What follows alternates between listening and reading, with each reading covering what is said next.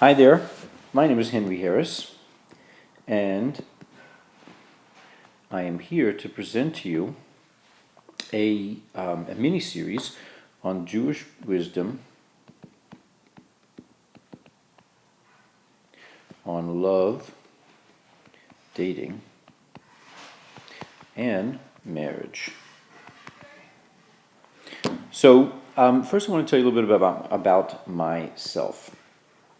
I grew up as I would consider myself a normal Jewish American kid. By normal, I meant there was a certain amount of happiness, a certain amount of ambition, a certain amount of neuroses, and a certain amount of dysfunction. And my relationship experience was also kind of happy at times and rocky at others. And finding myself in early adulthood, I would have to say that to the extent that I thought about it, my sense of long-term prospects for success were relatively low. It wasn't, vis-a-vis my Jewish experience, I would have to say that I grew up in a happy Jewish home with a certain amount of proud Jewish identity, but my bar mitzvah was really kind of like graduation for me. It wasn't until after college that I came into contact with Jewish wisdom, and more importantly, people who took that wisdom to heart and were actually, this is where the relationship thing kind of kicks in, people who were happily married people who seemed to use wisdom to prepare themselves for relationships, to seek out relationships, and ultimately to build happy relationships. And that was kind of a very powerful and attention-grabbing idea for me, was that there were really people who were using the principles to seek and find successful relationships. So, what I want to share with you are the wisdom principles that I learned after my own bumps and bruises in trying to understand and apply them. Suffice to say, I did get bumped and bruised on the way, but I did get married, and now, thank God, almost 15 years it's been, married to a very special lady. And I can say that even though I'm, these ideas are not mine, they're thousands of years old. They're ideas and principles that Jewish people have been using pretty much in every era and in every place around the world to build really successful homes and marriages. I'm by far, for sure, an imperfect practitioner and teacher of these ideas, but they are dear to me. They have been and they continue to be the basis for a really wonderful sense that, you know what, I have confidence that love is real and that I can succeed in nurturing it. And that's really why it was that I want to share these ideas with you. So let's get started. I think the first principle that I want to share regarding love is a misconception. I think a mistake that we make about what love is or really what it's not. And that is, we have a tendency to think that love is a happening. What do I mean by that? It's like I watched a television show when I was growing up called The Love Boat.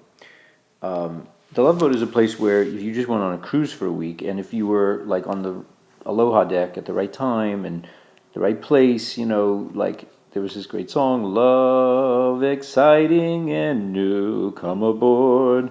It's expecting you, the Love Boat. And if you were in the right place at the right time, you could meet that person of your dreams and just, look at how we speak about love. We talk about falling in love, right? You don't plan to fall. You don't learn about how to fall in love. You fall, like it just happens.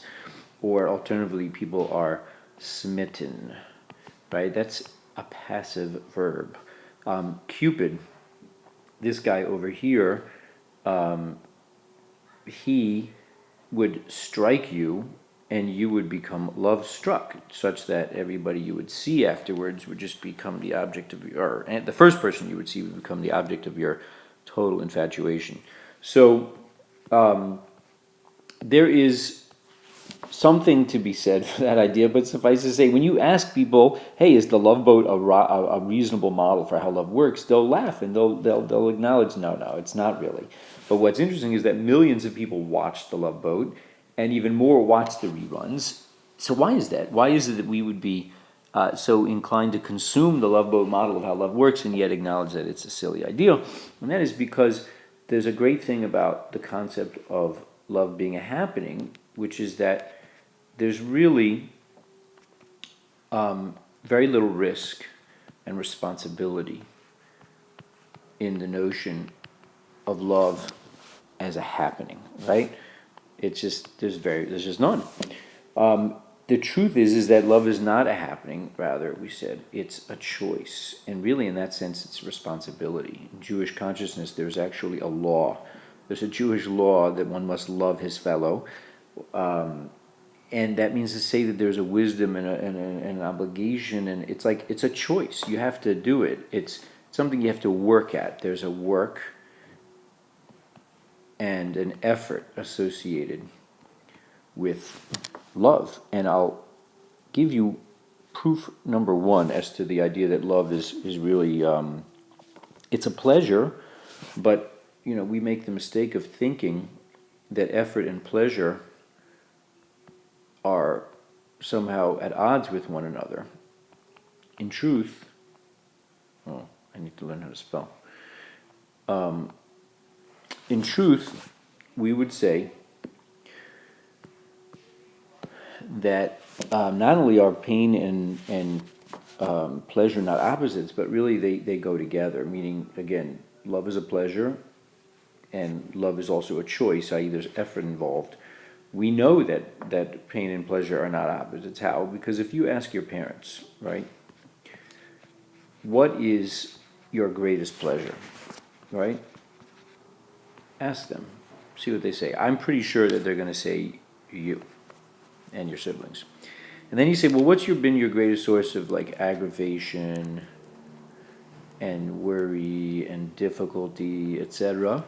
And they'll say, oh, it's you, right? So we see, look at that. That's so fascinating.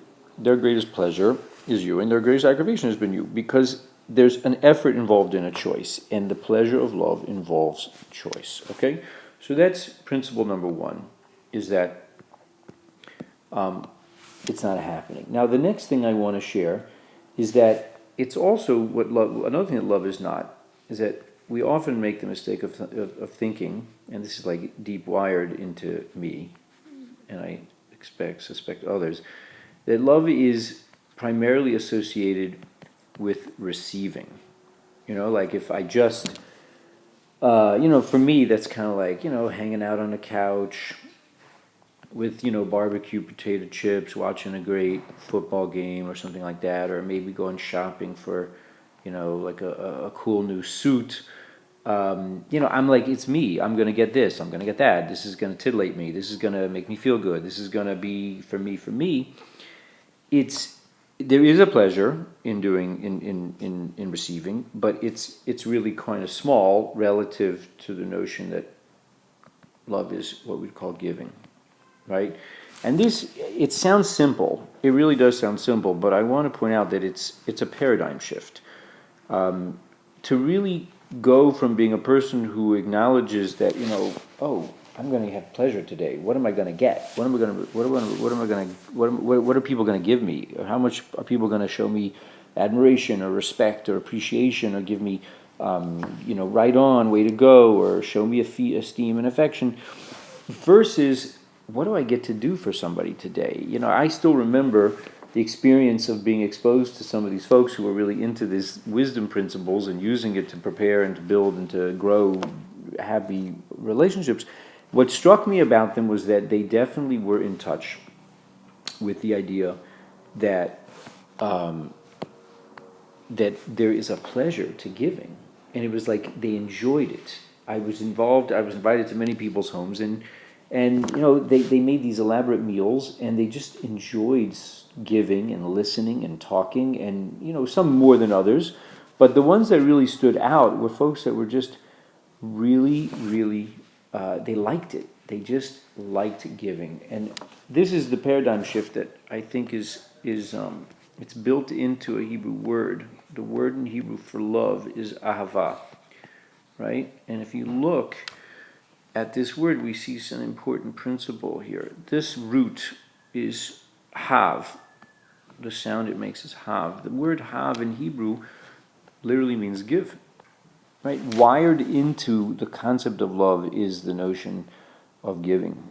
And that's a paradigm shift that we have to be prepared to take on and ask ourselves, like, do I like that? Do I really like giving to others?